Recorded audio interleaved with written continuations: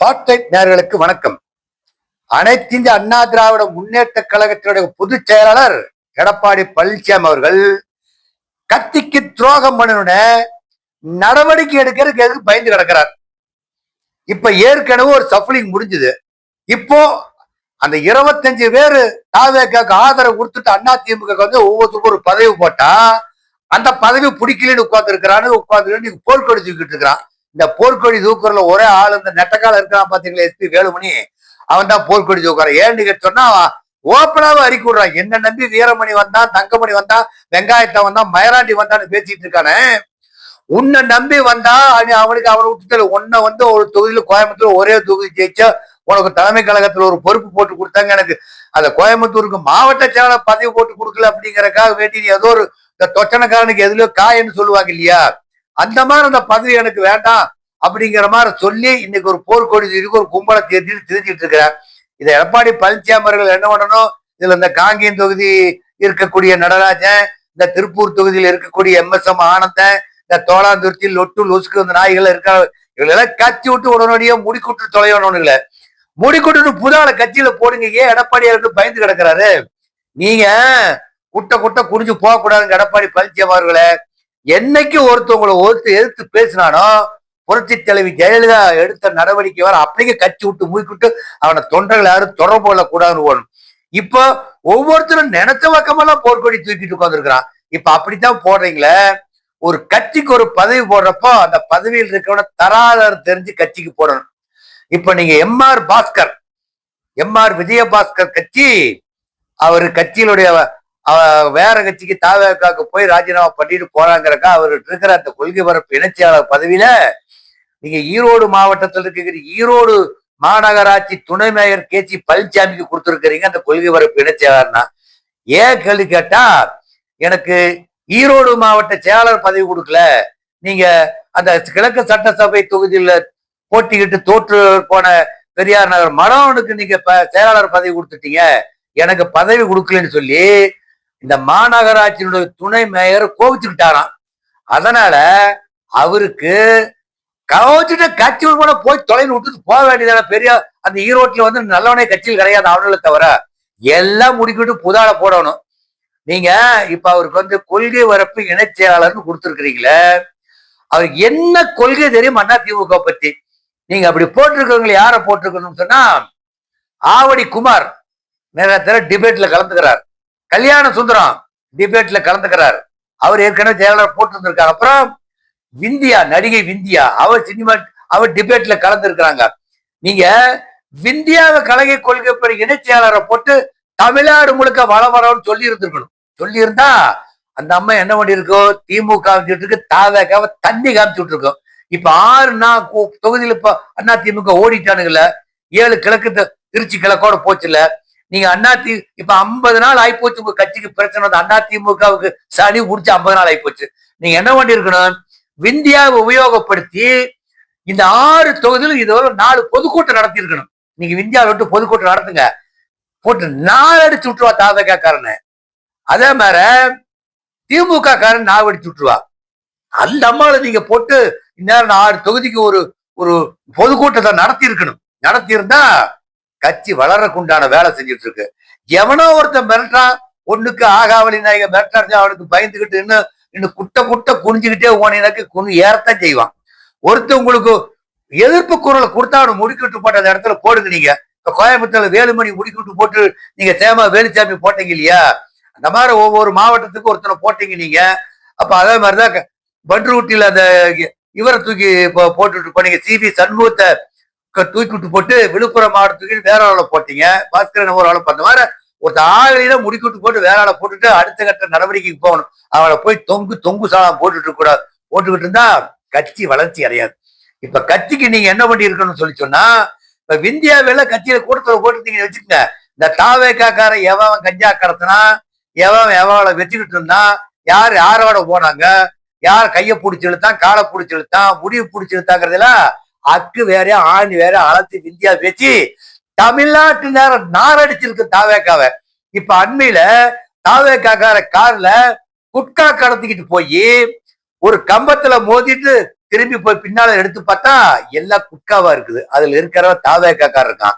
ஏற்கனவே தாவேக்காக்கார் அந்த தூத்துக்குடி எம்எல்ஏ இருக்கிறாரு இல்லையா, அந்த ஸ்ரீநாத், அவர் வந்து தாறுமாறா பேசிக்கிட்டு உட்கார்ந்து இருக்கிறாரு. இப்ப ஒவ்வொருத்தனும் ஒவ்வொரு மாதிரியா பேசிட்டு இருக்கிறதுக்கு, சரியான பதிலடி கொடுக்கறதுக்கு நீங்க இந்தியாவின் நேரம் மேடை பேச்சாளரை போட்டு எல்லா தொகுதிக்கும் அனுப்பியிருக்கணும்.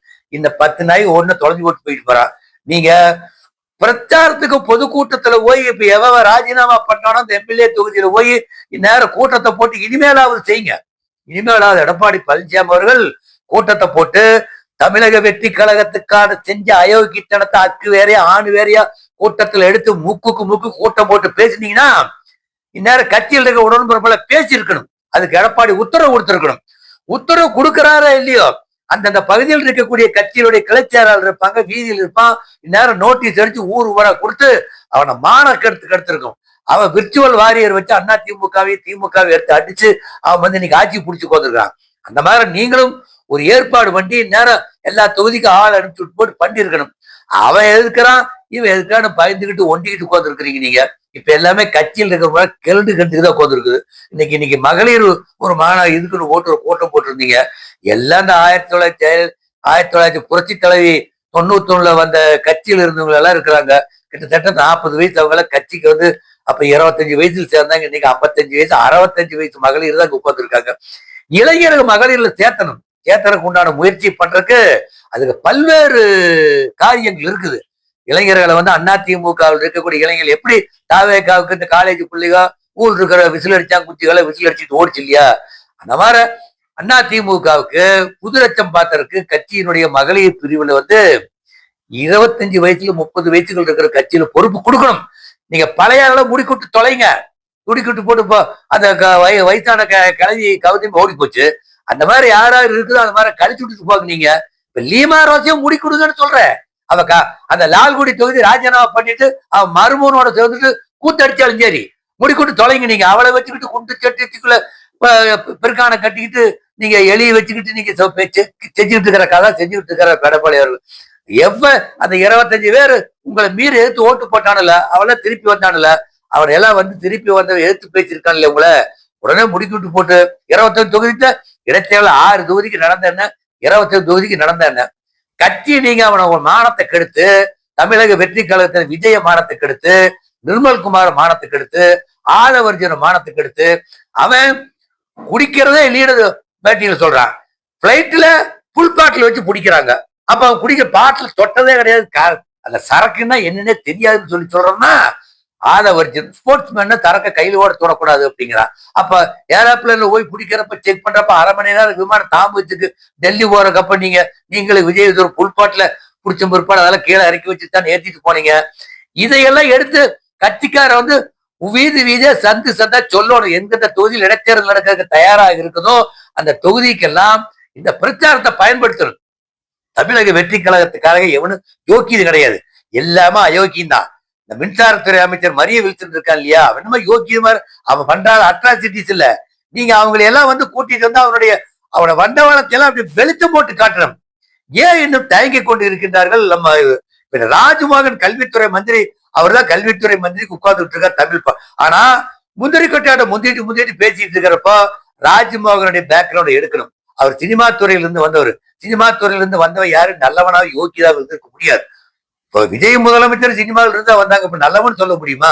மனைவி பொண்டு புள்ளியெல்லாம் முடிக்கிட்டு போட்டு யாரோட நைட்டு 12 மணிக்கு குத்து விளக்கு ஏத்தி மெழுகு ஏத்தி வச்சுட்டு பிறந்தநாள் விழா கொண்டாடிட்டு இருக்குன்னு தமிழ்நாடு முழுக்க வெட்ட வெளிச்சமா போட்டு பேசிட்டு போந்திருக்காங்க. நீங்க இப்ப இந்த அளவுக்கு இருந்துட்டு இருக்கக்கூடிய தமிழக வெற்றி கழகம் வந்து மிக மிக மோசமாக இருக்கிறப்போ தமிழ்நாடு முழுக்க நேர பிரச்சாரத்தை பயன்படுத்தி எடப்பாடி பழனிசாமி அவர்கள் தமிழக வெற்றி கழகத்தை மானத்தை வாங்கியிருந்தா 6 மாசம்னு சொன்னது வந்து அதுக்கு முன்னாலே கட்சி புட்டுக்கிட்டு போயிடும். அதுக்கு உண்டான ஏற்பாட்டை எடப்பாடி பண்ணணும். அவனையும் போய் தொங்கிட்டு உட்கார்ந்து இன்னும் எடப்பாடி பழனிசாமி அவர்கள் பொதுச் செயலாளருங்கிற உத்தியோகத்துக்கு இன்னும் சரியா ஆள் இல்லைங்க.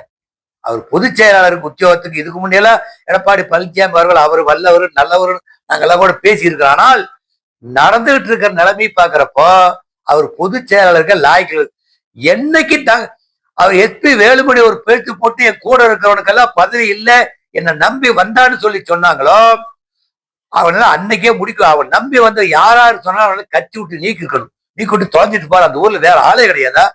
அதிமுக இவனுக்கிட்ட வேற ஆள் கிடையாதா? எல்லாம் இந்த கேள்விகளை வச்சுட்டு கட்சியில் உட்கார்ந்துருக்கீங்க. எப்படி தமிழக வட்டி காலத்துல எல்லாமே இளைஞர்களா இருக்காங்க இல்லையா? இருக்கக்கூடிய எம்எல்ஏ 107 பேர் இருக்கான்னு சொல்லி சொன்னாக்கா ஒரு 60-80 பேர் வந்து இளைஞர்களா இருக்காங்க. அவ்வாறு அதிமுக இளைஞர்களுக்கு வாய்ப்பு கொடுக்கணும். ஒருத்தங்கிட்டையும் பயந்துகிட்டு கூணி குருவிக்கிட்டு எடப்பாடி பழனிசாமி அவர்கள் எந்த ஒரு கட்சியில் இருக்கிற பொறுப்பில் இருக்கிற சொன்ன பேச்ச கேட்கலையோ அவனை கட்சி விட்டு முடிக்கிட்டு அடுத்த கட்ட நடவடிக்கைக்கு போனாதான் அதிமுக அடுத்து இருக்கிற தொகுதியில் ஜெயிக்கிறதுக்கு வாய்ப்பு இருக்கும். இன்னும் ஒன்னும் கெட்டு போகல, இன்னும் ஒன்னும் கெட்டு போகவில்லை. இன்னும் தேர்தலுக்கு நாள் இருக்குது. இப்ப தமிழகம் முழுவதும் எந்தெந்த தொகுதியில தேர்தல் நடக்குதோ அந்தந்த தொகுதியில நீங்க ஒரு பொதுக்கூட்டத்தை போடுறதுக்கு ஏற்பாடு பண்ணுங்க. அந்தந்த ஊர்ல கட்சிக்காரர் இருப்பான் இல்லையா? அப்ப எவன் அதிமுக துரோகம் பண்ண கூட்டத்துல கலந்துக்க மாட்டான்.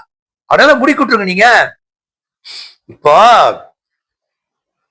ஒரு அமைச்சர் சரத்குமார்ங்கிற அமைச்சரு அவர் வந்து அந்த போதை மருந்த செல்போன்ல வச்சு நச்சுக்கு போட்டு குடிச்ச வீடியோல பிரபலமா வந்தது. மந்திரி பதவி விட்டு நீக்குங்கன்னு சொல்லி திராவிட முன்னேற்ற கழகம் முன்னெடுத்து போராட்டம் நடத்தணுமாற அனைத்து அண்ணா திராவிட முன்னேற்ற கழகம் போராட்டம் நடத்தி இருக்கணும். அவனுக்கு டெபினிஷன் கொடுக்கறதுக்கு எல்லாமே யூடியூப்லயும் இன்ஸ்டாகிராம்லயுமே அந்த மாத்திரையை செல்போன்ல வச்சு வச்சு நசுக்கிறது எப்படி நசுக்கி செல்போன் உடஞ்சதை மிச்சம் மாத்திரை உடஞ்ச பாடுகள்ல அவன் போதைப் பொருள் பயன்படுத்தினான்னு சொல்லி வெட்ட வருஷமா தெரியுது. அது இன்னும் பிரபலப்படுத்தி இருக்கணும் இல்லையா? திமுக போராட்டம் நடத்துச்சு. போலீஸ் ஒரு சில இடத்துக்கு அனுமதி கொடுக்கல, ஒரு சில இடத்துல ரொம்ப பிரம்மாண்டமா நடத்தினாங்க. அதிமுக நடத்தி இருக்கணும். ஏன் இந்த பயந்துகிட்டு இருக்கிறார் எடப்பாடி பழனிசாமி வருவாங்க? என்ன பயம்? எல்லா யோகித்தனம் பண்ணி இருந்தாக்க எடுத்து உங்களை கட்டபடி திட்டானதமா நீங்க அவனை திட்டணும். திட்டத்துக்கு உண்டான ஆளை நீங்க நியமிக்கணும். திட்டத்துக்குன்னு சொல்லி ஒரு 10 பேர்த்த கட்சியில முக்கிய பொறுப்பாளரா போட்டு யூடியூப்ல இன்ஸ்டாகிராம் பொதுக்கூட்டத்திலையும் போட்டு திட்டி அவனை கட்சியில தமிழக வெற்றி கழகத்துக்கான மான சந்தி சிரிச்சு நடு வீதியில நிறுத்தினா தான் அடுத்தது அதிமுக வெற்றி பெற வாய்ப்பு இருக்கும். எடப்பாடி பழனிசாமி அவர்கள் இன்னும் சரியான நடவடிக்கை எடுக்குவதற்கு தயங்கி கொண்டிருக்கின்றார். தயங்காமல் எப்படி புரட்சி தலைவி ஜெயலலிதா அவர்கள் வந்து ஒரு தப்பு பண்ணுனா அடுத்த நிமிஷம் கட்சி விட்டு தூக்குச்சு இல்லையா? அந்த மாதிரி கட்சி விட்டு தூக்கணும் ஒரு பயம் இருக்கணும். நன்றி, வணக்கம். இந்த வீடியோ உங்களுக்கு பிடிச்சிருந்தா லைக் பண்ணுங்க, கமெண்ட் பண்ணுங்க, ஷேர் பண்ணுங்க, சப்ஸ்கிரைப் பண்ணுங்க.